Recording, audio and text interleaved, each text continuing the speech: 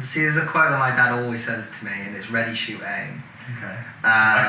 Yeah, so he's always played, and that's something that's always stayed with me, is ready, shoot, aim, which basically means just get on with it. Just plan a little bit, because they preach so much in universities, fail to plan, plan to fail. Mm-hmm. But by the time you plan too much, someone's done your idea. Yeah. So you just get on with it. You don't. I think too many people feel like they need everything squared away. They feel like they need to know everything, need all the research, they need to have a business plan, need to have the... It's bullshit. Yeah. It's just get on with it.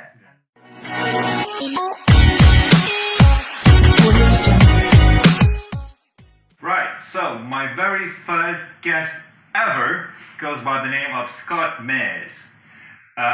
He's a young and aspiring entrepreneur, digital marketer, and a social media enthusiast.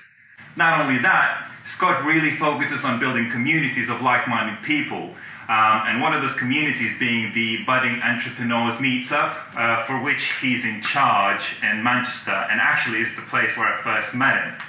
So, thank you very much for taking the time and for doing this, Scott. I'm going to go really straightforward and just sort of, so that, introduce to me, to the viewers, sort of just tell a bit more about you, where you come from, sort of your background. My background interest. First of all, thank you for letting me come on the interview and being your first. So a bit about me. I just graduated last year. Graduated Manchester Metropolitan, so in Manchester. Prior to did business management.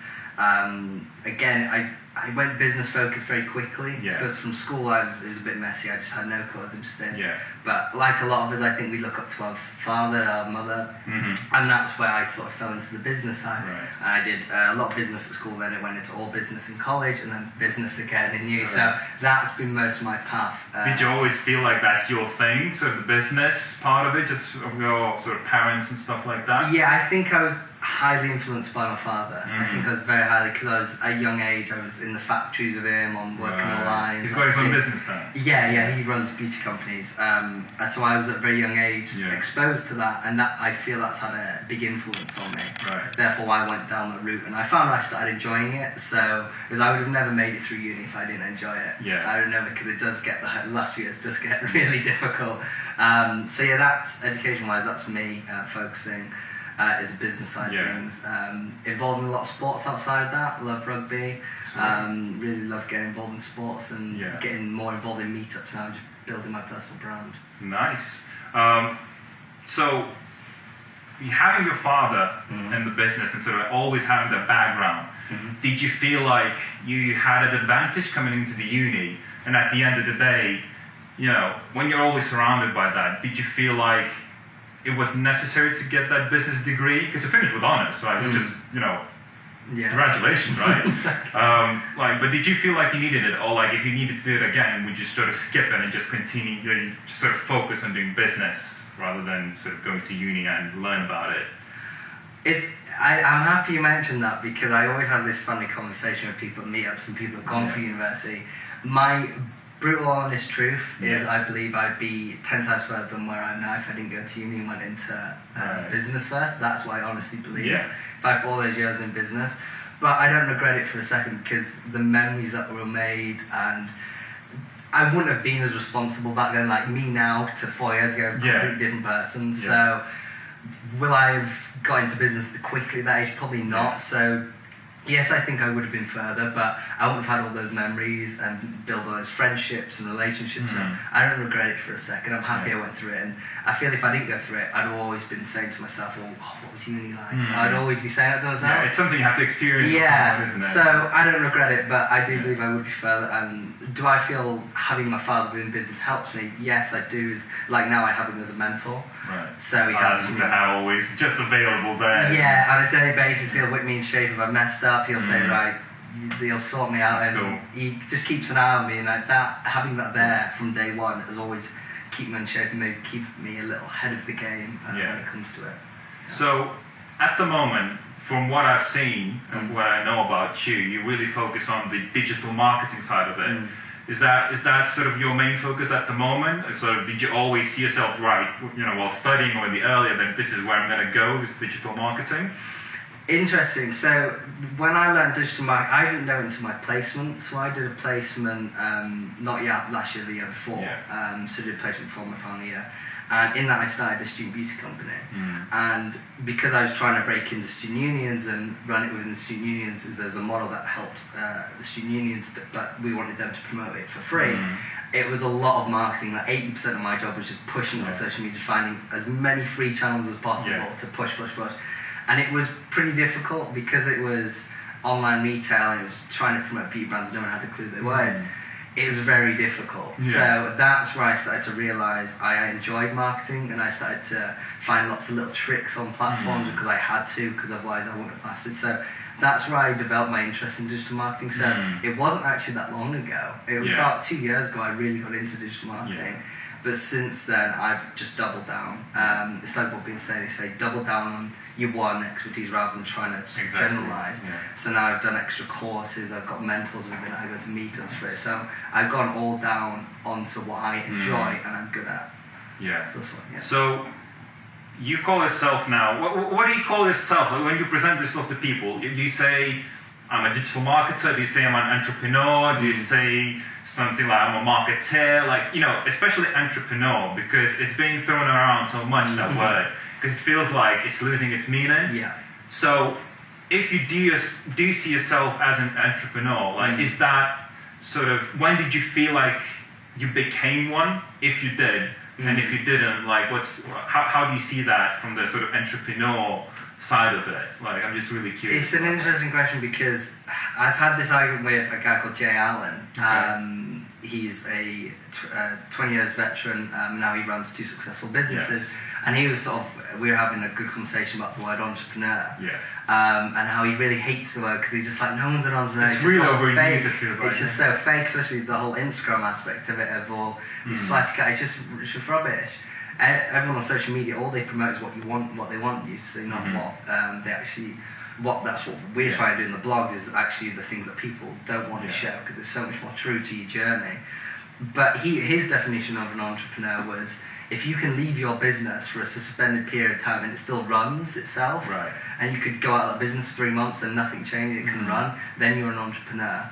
But if you're coming out of your business and it dies within 3-4 days because you aren't running, then you don't believe in an entrepreneur. And I think that opened my eyes to it, because right now, if I left my business, it's just me. With TV, it's a bit different, but I'm a big integral part, so it couldn't run by itself. But I've always until that conversation, I've always called myself an entrepreneur. Probably highly influenced by online. It's hard not to get wrapped up into it and not say you're entrepreneur. It is the popular thing to be, right? If you're at least doing something on your own, you have that tag. It's that stamp. I'm on the same boat. Like I refuse to call myself an entrepreneur, but at some point you kind of have to, because if you're sincerely going that way, rather than faking it, it feels like you should be called one. Obviously, you know, it should be backed up by your work, right? But I'm just curious, so is your definition of entrepreneur then that? So what your colleague said? Or do you have your own sort of definition of it, or what you think it should be? Well, my vision of it, which again has probably been quite influenced by social media, is the whole hustle aspect of it there. Sort of, like when I started my first company, was that aspect of like, there was no chance of me breaking the student unions, but I found ways from just grinding. People said, look, you have no chance. And I just kept on hitting. And any normal person would have stopped. But I think an entrepreneur, yes, there has to be times where you have to reassess and be like, look, this isn't working. But sometimes, as entrepreneurs, it's almost like they have an illness. Like they just keep on hitting. And any normal person would stop, but an entrepreneur keeps on hitting, and then suddenly they see a hole. It's a good illness to have, isn't it? It's sort of, it can be, it's balanced. It can be bad because then you can become obsessed with things that just ain't gonna happen. But I think if used wisely, it can be an unbelievable tool. And that's what I believe, is just to keep almost like chugging along every day, because working on your own, it's tough. Like, it's really tough to. I find discipline a really tough thing, like being disciplined. Getting up early, doing things to a certain amount of time, making sure everything. It's really tough to keep yourself on the straight and narrow. So, if you're managing a business and running it yourself, I believe you're an entrepreneur, because the amount of effort it takes in that is just. So, do you feel that's the toughest part of being an entrepreneur then? Sort of that having that discipline? For me personally, yes. Do you have like a routine or something that you always stick to make it sort of easier for you? Yeah, I've built routines and broken routines. Okay. But I've tried to build routines. So, Do tell. well, one routine is that now I run to work. So I recently got some offices, so now I always run there because then that allows me to do my fitness, and it just completely. I don't know, whether it's the endorphins it releases or something. You're so focused after a fitness. Yeah. It's crazy how weirdly focused you are. So I loved doing fitness before, but it can be really difficult. So I always try to do fitness before. I think a good routine is just having targets. Like, for instance, I have a marathon, so that means I have to do it. Right. So I put myself in positions that I have to do it. Right. I'll put a meeting at 9 in the morning. That means I have to be there. So even though it might annoy me, then it forces me to build these routines. Yeah. But yeah, really just get up at certain times and run in the morning, meditate. Yeah. I find that helps and brings me down and calms me. All right. I actually wanted to try meditation for quite some time. I tried it for a bit when I had a trial for like an hour. Yeah, right? yeah. But how did you find meditation? Because everybody's really praising it, but I'm kind of like afraid to try it because it feels like it could calm me down to such a like level. I like that feeling of being switched on all the time. Like how does it how did it help you? It helped me hugely because I think you'll know yourself as well. It's like, yes, that buzzing is good of like always being aware and just really on it, but I find it can be a nuisance at times because when I'm just trying to focus on one task, I've just got 1,000 things in my head because I think as entrepreneurs we always have 1,001 things we want to do, and really 1,001 things might make your business better because all these things you want to change your website. But at the end of the day, you can only do one thing at a time. Yeah. Whether you like it or not, you can only do one thing at a time. So for me, it really helps me just calm me down before the day because I'm trying to get more organised with my stuff as well now because you have that anxiety. Oh no, I need to speak to him. Oh no, I need to call him. Oh no, and suddenly when you don't. You just need to bring yourself down and just look at your schedule and just go by your schedule and just it keeps you calm, keeps your brain a little bit tempered. So in terms of your schedule, how do you do like a daily thing, or do you have sort of high level goals out there that sort of I need to reach this and whatever needs to be done along the way, it needs to be done. So for you to be on that schedule properly. What works best for you, sort of micro or sort of more macro management in terms of your task allocation? The sort of 2 weeks is quite micro. I get quite detailed. Months is just sort of big goals. Yeah. Obviously, standard things like events and stuff that you can easily plot down. But I'm not going detailed past really 2 weeks. There's some detailed big goals. Yeah. Like building a team, running my own events, like they're big goals and I can put loads of detailed stuff working up to that. But at the moment I've just recently adopted Trello. I don't know if you use Trello. Oh, I love Trello. You know, yeah, I recently adopted it because I wanted to, I used to do it all in an Excel sheet. Oh my god, man. And it kind of worked because what I loved about it is that I could color code it and it was so satisfying to make it green when it's great when it's visual. It's so visual, but it just got to the point where I was just listing, like I said, with calming my thoughts down, is I just list all the thoughts in my head. Yeah. So I just have Excel of lists within lists of lists, and it was just a joke. And it was all like, maybe they were good ideas, maybe 8% of them good ideas, but it's just, they're never going to happen. Yeah. So Trello and just doing 2 weeks detailed, having my daily routines. I have to check social media every day, have to build content every day, have to follow up with my community managers every day. So that's a good team aspect in the Trello as well as they can look at other tasks. So it's sort of my daily rituals and then what I want to do for that day in the next 7 to 14 days. Sounds good. Sweet. Now coming back to the budding entrepreneurs meetup. How did that happen? How did you get a part of it? How did you sort of took management of it at Manchester? Tell me a bit about that. So I got to know Ollie in my final year, about halfway through my final year. Ollie's the founder? Yeah, Ollie Forsyth is the founder. He's 19 years old. And I got to know him because he invited me to the London one. Right. I was a student, didn't have much money or time because of exams and everything, but we got to know each other and we just became friends. Yeah. And I had a business running at that time, so we were helping each other out businesses, giving advice, and we just became really good friends on social media. And then I started to realise he did events, and sort of I helped him a little bit with the marketing aspect, and we just helped each other. And then he wanted to venture out from London.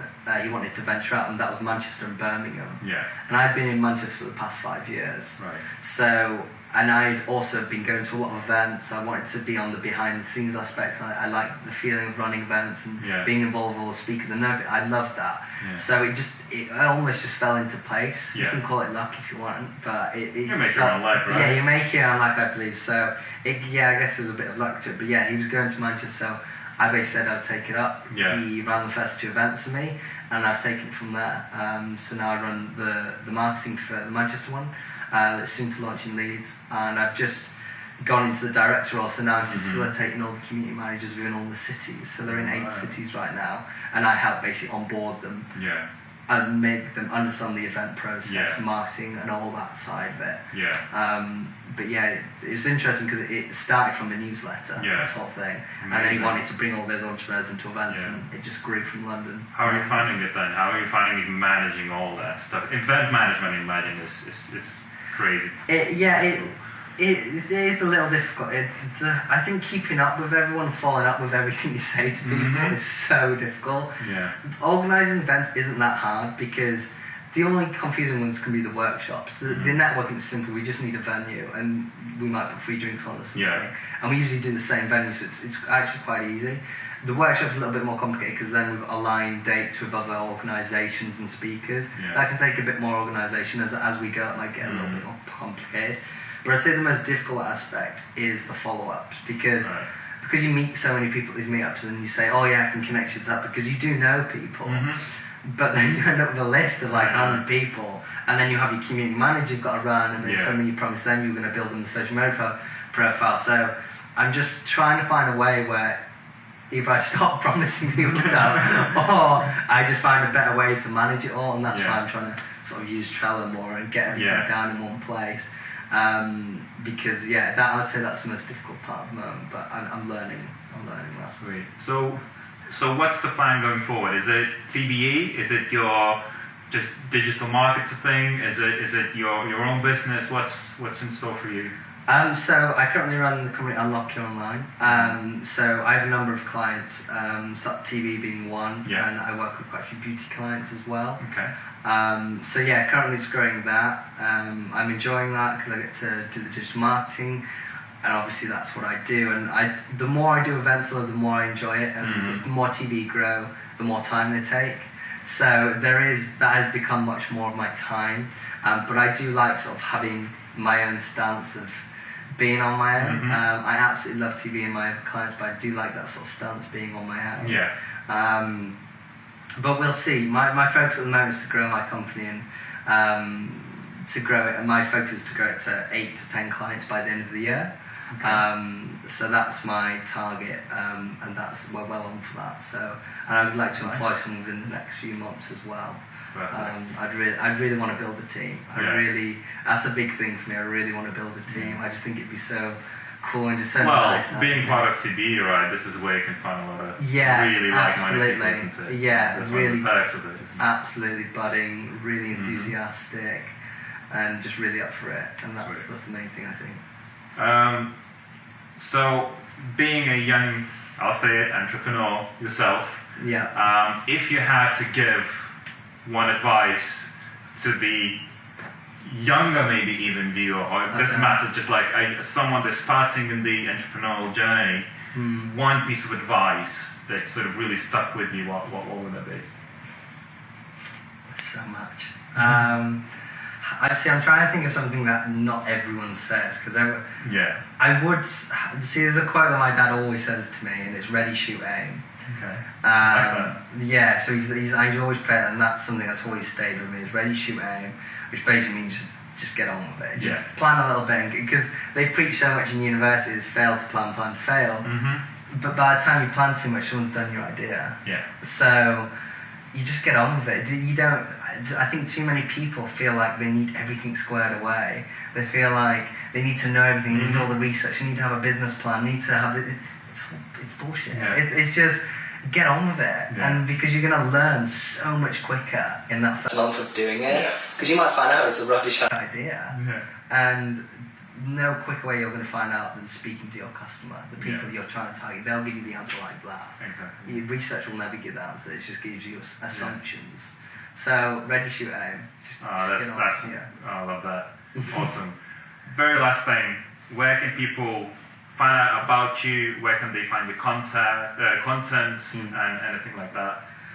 So it's at Scott Mears on my YouTube channel, because obviously I do daily blogs. I'll link up everything, by the way. So at Scott Mears daily blogs. So I love that you're doing this now, because it's so cool. Because I've been doing it recently, and it's just so cool. I mean, this is such a great service. It's very new to me as well, but I'm really happy that you're my very first one. I love it, absolutely love it, and all the power to you. I look forward to seeing more. But I do similar things on at Scott Mears on my YouTube channel. I've got my Twitter at @ScottMears_, which I'll promote pretty much all my content from my YouTube as well, some sort of like tips and tricks on digital marketing. There's my Facebook at @ScottMearsEntrepreneur.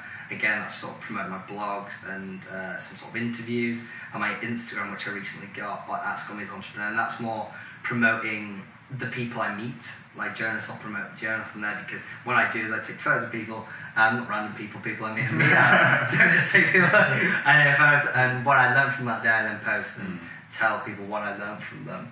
And I found that's really powerful. So yeah, that's me. All right, awesome. Thank you very much for doing this. Thank you very much, journalists. At Scott Mears, everything's going to be in the description below. Find him, contact him. He's a really awesome guy, and watch his vlog as well. That's it. Thank you, Thank you. guys.